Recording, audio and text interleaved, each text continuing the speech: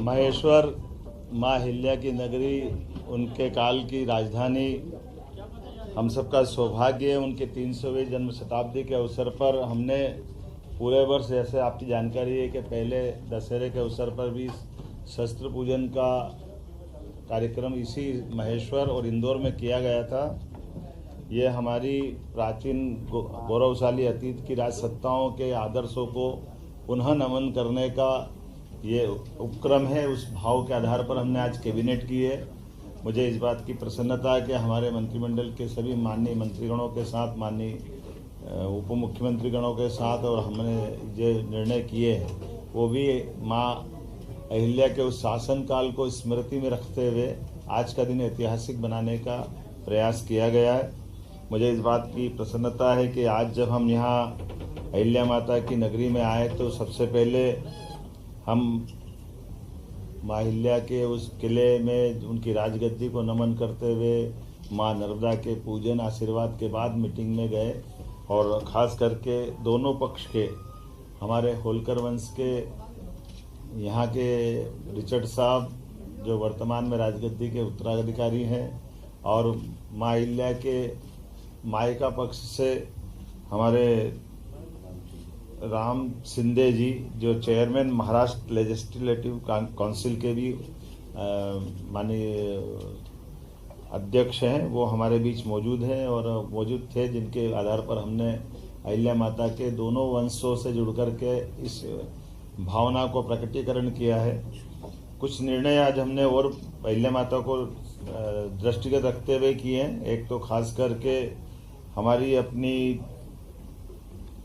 सामाजिक समरसता की भावना का जो अहिल्या माता का भाव रहा है, इसी आधार पर डॉक्टर भीमराव सामाजिक विज्ञान विश्वविद्यालय को 25 करोड़ राशि देकर के हमने हमारी जो अंबेडकर विश्वविद्यालय महू में है, इसका विधि संकाय को और अन्य आधारभूत संरचनाओं के लिए ये राशि देने की घोषणा की है, जिस आधार पर हमारा अंबेडकर विश्वविद्यालय और अच्छा हो।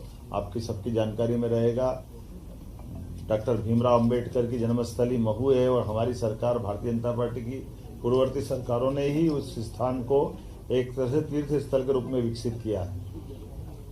लेकिन उसके साथ साथ वहाँ के विश्वविद्यालय का भी अंबेडकर जी का चूंकि शिक्षा में बड़ा योगदान है, और आज हमने निर्णय किया कि लॉ में भी उनकी बड़ी भूमिका है, तो विधि संकाय के साथ उसको एक्सीलेंस, सेंटर ऑफ एक्सीलेंस के नाते से भी विकसित किया जाए, इस दिशा में हमने आज निर्णय किया है। कुछ निर्णय और भी किए हैं, जैसे एक निर्णय हमने किया है कि विशेष परिस्थितियों में माननीय मंत्रीगण भी ट्रांसफर कर सकेंगे। इस विषय को आज हमने कंप्लीट किया है।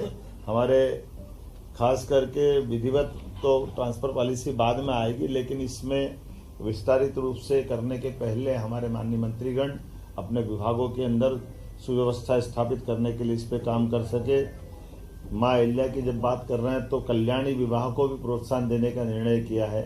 हमारी विधवा बहनें या परित्यक्ता बहनें अपना पुनर्जीवन एक विवाहित रूप में आगे निकाले, इसलिए मुख्यमंत्री कन्यादान योजना तो चलेगी, लेकिन खासकर हमारी सरकार इस दिशा में कल्याणी बहनों के जीवन को बेहतर बनाने की दिशा में पूरे प्रदेश में इस अभियान चला करके इसमें प्रति विवाह 2 लाख की धनराशि जो हमारी इस योजना का हिस्सा रहेगी, इस पे हम काफ़ी काम करने वाले हैं। खासकर बीच में ऐसे निर्णय तो बहुत सारे हैं, जैसे हमने आज अपने 3 नए जिलों में हमने चिकित्सालय की बात की है, तो पीएम एयर टैक्सी के माध्यम से कल जो आर्गन डोनेशन का बड़ा प्रयोग हुआ है भोपाल में, जहां हमने ग्रीन कॉरिडोर बनाकर जबलपुर से एयर टैक्सियों का उपयोग करते हुए दोनों तरह से ब्रेन और हार्ट ट्रांसप्लांट करने में सफलता पाई है।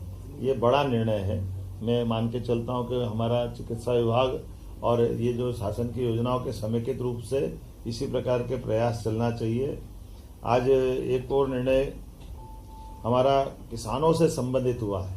हमारी लोकमाता के जमाने में भी उनने किसानों को कुएं से पानी लेकर के खेती को प्रोत्साहन देने के निर्णय किए थे और बगीचे लगाने के लिए प्रेरित किया है। हमारी सरकार ने भी निर्णय किया कि हमारे अपने किसान जो अस्थायी विद्युत पंप भी हम पे निर्भर रहते हैं, ऐसे लगभग 2 लाख किसानों को 3 हार्स पावर से लगा करके 7.5 हार्स पावर तक 10% की राशि वो देंगे तो उसको पूरा पंप हमारी तरफ से दिया जाएगा। एक तरह से बिजली फ्री हो जाएगी। ये बहुत बड़ा निर्णय है जिसके आधार पर किसानों को अपने लिए खुद के सोलर पंप के माध्यम से उनको बिजली की उपलब्धता उन पे आत्मनिर्भर बनाएगी। जो किसान या अन्नदाता ऊर्जादाता बने इस भाव के आधार पर आगे जाकर के हम अपने 30 लाख बाकी स्थायी कनेक्शन वाले हैं उनको भी पॉलिसी बना के आगे की समय डिक्लेयर करेंगे। लेकिन अभी अस्थायी पंप धारकों को ये बड़ी मदद देने का आज निर्णय किया है। मैं उम्मीद करता हूँ इसी के साथ साथ जो एक बड़ा निर्णय हुआ है मंत्रिपरिषद के माननीय मंत्रीगणों के बीच में कि हमारे बीच में ये जो कल डॉक्टर भीमराव अंबेडकर सेतु की जो सौगात भोपाल में दी है, इसके बाद 180 करोड़ की लागत से एक नया सेतु और भोपाल के लिए मंजूर किया गया है, जिसके आधार पर भोपाल की जो खासकर अपने आवागमन के लिए यातायात की दृष्टि से वो बावड़िया भाऊ है ना, बावड़िया भाऊ क्या बोलते हैं, बावड़िया कला, ये हमारी श्रीमती कृष्णा गौड़ जी की विधानसभा के पास का हिस्सा है, लेकिन यातायात की दृष्टि से इसका बड़ा एक लाभ मिलेगा। तो कुल मिलाकर के जब ग्लोबल इन्वेस्टर समिट हम कर रहे हैं भोपाल में, तो भोपाल की होने वाली ग्लोबल इन्वेस्टर समिट का भी प्रेजेंटेशन पावर प्रेजेंटेशन के माध्यम से पूरा माननीय मंत्रीगणों के सामने CS और PS ने रखा है। जब हमारे प्रधानमंत्री 24 तारीख को पधार रहे हैं तो 24 और 25 के होने वाली ग्लोबल इन्वेस्टर समिट में वो कैसे सफल हो, सब विभागों का तालमेल कैसे हो, हमारा राज्य लाभान्वित कैसे हो, ऐसे अलग अलग प्रकार की और 25 से ज़्यादा नीतियों को भी ला करके हमने आज कैबिनेट में 2 नीतियों से शुरुआत की। हर विभाग की सुगमता के साथ व्यापार व्यवसाय में बढ़ावा देने वाली और कुल मिलाकर के राज्य की अनुकूलताओं से बाकी लोग लाभान्वित कैसे हो और राज्य भी लाभ कैसे उठाए, इस दिशा में हमने बड़ा निर्णय किया है।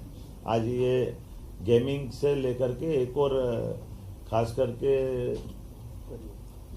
हाँ, और आखिरी एक बड़ी जिसकी आपको सबको इंतजार है, हमने तय किया कि धीरे धीरे करके राज्य से आगे जाकर के शराबबंदी की तरफ राज्य बढ़े। उस सिलसिले में हमने नीतिगत निर्णय लिया कि पहले चरण में जो 17 हमारे अलग अलग प्रकार के नगर हैं, उन नगर से नगर पालिका, नगर परिषद, नगर पंचायत, इनके अंदर शराब की दुकानें बंद कराएंगे और इन दुकानों को दूसरी जगह शिफ्ट भी नहीं करेंगे। ये हमेशा के लिए बंद कराने का इसमें निर्णय किया है। इसमें 17 धार्मिक नगरों में से 1 नगर निगम है, 6 नगर पालिका है, 6 नगर परिषद है, 6 ग्राम पंचायत है। और ये जैसे उज्जैन नगर निगम संपूर्णतः शराब की दुकानों से बंदी रहेगी। दतिया नगर पालिका, यहाँ भी यही पूरी शराब बंदी रहेगी। पन्ना ये भी नगर पालिका है, नगर पालिका क्षेत्र में शराब की दुकानें बंद रहेगी। मंडला नगर पालिका, मुल्ताई नगर पालिका, मंदसौर पशुपतिनाथ की नगरी, ये भी इसी प्रकार से इनके साथ बंद रहेगी। मैहर की माताजी का नगर पालिका क्षेत्र ये शराब की दुकान से प्रतिबंधित रहेगा। ओंकारेश्वर की नगर परिषद, महेश्वर की नगर परिषद, मंडलेश्वर की नगर परिषद, ओरछा और चित्रकूट की नगर परिषद और अमरकंटक, खास करके चित्रकूट और अमरकंटक हम सब ध्यान दें इस मामले में। ये हमारी धार्मिक आस्था के वैसे सभी केंद्र हैं, ये सभी नगर परिषदों में हमने शराब की इसी नीति के आधार पर दुकानें बंद करने का निर्णय किया है। हमारी नगर परिषद के बाद ग्राम पंचायत सलकनपुर, जहाँ सलकनपुर माता का मंदिर है, इस पंचायत से भी शराब की दुकानें बंद कराएंगे। बरमान कला ग्राम पंचायत, लिंगा ग्राम पंचायत, बरमान खुर्द ग्राम पंचायत, कुंडलपुर ग्राम पंचायत और बांदकपुर ग्राम पंचायत, ये ग्राम पंचायतों से भी हम शराब की दुकानें बंद करेंगे।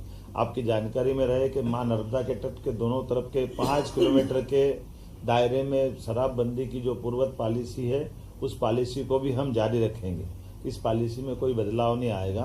कुल मिलाकर के प्रदेश भर से जो मैंने आपके बारे में बताने का प्रयास किया है कि हम ये शराबबंदी का हिस्सा चलेंगे। एक मुख्य कारण यहाँ की बैठक करने का और भी था, कैबिनेट की बैठक का, जो नारी सशक्तिकरण की दिशा में हमारे यशस्वी प्रधानमंत्री की जो भावना है, गरीब, महिला, किसान और युवा, ऐसे में युवा और किसान की पॉलिसियां हमने मिशन मोड में पिछली कैबिनेट में लाए थे।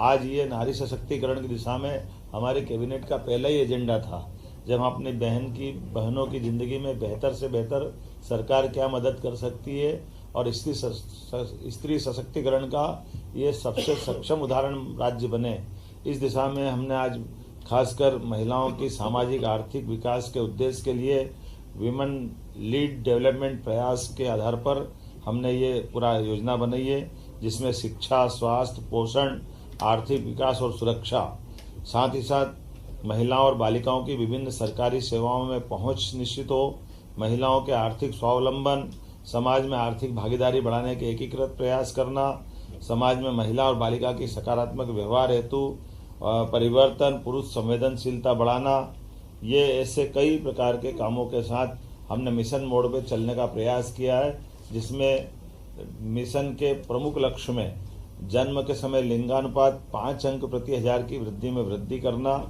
बालिकाओं की 10 और उससे अधिक वर्षों की स्कूली शिक्षा में 5% की वृद्धि करना, मातृ मृत्यु दर में 10 अंकों की कमी लाना, महिलाओं के विरुद्ध अपराध में 5 अंक की कमी लाना, बाल विवाह में 5% की कमी लाना, महिला श्रम भागीदारी 3% की कमी लाना और मिशन के प्रमुख घटक में स्वास्थ्य और पोषण, शिक्षा और जीवन कौशल, आर्थिक स्वावलंबन, सुरक्षा और संरक्षण, संवाद से व्यवहार परिवर्तन इत्यादि कई प्रकार के ये मिशन मोड के प्रमुख घटक हैं। उम्मीद करेंगे नारी सशक्तिकरण की दिशा में यशस्वी प्रधानमंत्री श्रीमान नरेंद्र मोदी जी की भावना के अनुसार मध्य प्रदेश अपने बहनों की जिंदगी को बेहतर करने के लिए योग्य भूमिका निभाएगा।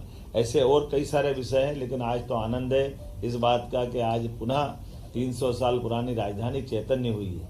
हमारी राजधानी का वो जो पुराना गौरव होलकर साम्राज्य का समय का आज वो हमको अपनी आंखों के सामने दिखाई दे रहा है। होलकर साम्राज्य का तो यद्यपि सांस्कृतिक क्षेत्र बहुत बड़ा था, लेकिन भौगोलिक क्षेत्र छोटा था, लेकिन आज पूरे प्रदेश को लेकर के सारे निर्णय हमने दूरगामी दृष्टि से यहाँ लिए हैं। तो माँ अहिल्या माता का भी और माँ नर्मदा का आशीर्वाद भी हमारे साथ है। इस गौरवशाली क्षण में आप सब साक्षी बने। मैं प्रदेशवासियों को, देशवासियों को बधाई देना चाहूँगा, जिनके माध्यम से पूरा काम।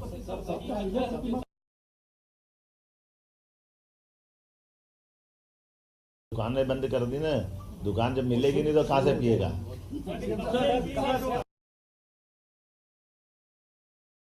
ये तो घोषित रूप से बोला हमने। आप प्रसाद ले जाओगे ना।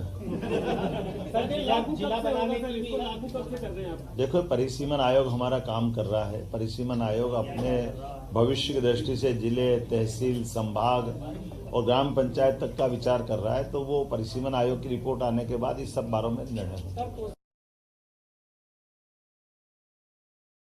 इसी ये बजट सत्र के समापन के साथ और हम उम्मीद करेंगे कि जहाँ जहाँ भी हमारी ये घटना जहाँ शराबबंदी हो रही है, वहाँ की बहनों के और धार्मिक संगठन के, बड़े पैमाने पे सामाजिक संगठनों के सबके फोन, समाचार, इतनी उत्साह उमंग है कि ये हमारे लिए इस जो नीतिगत निर्णय हमने लिया है, हमको लगा कि ये निर्णय वाकई में बहुत जनता के दिलों को छूने वाला है।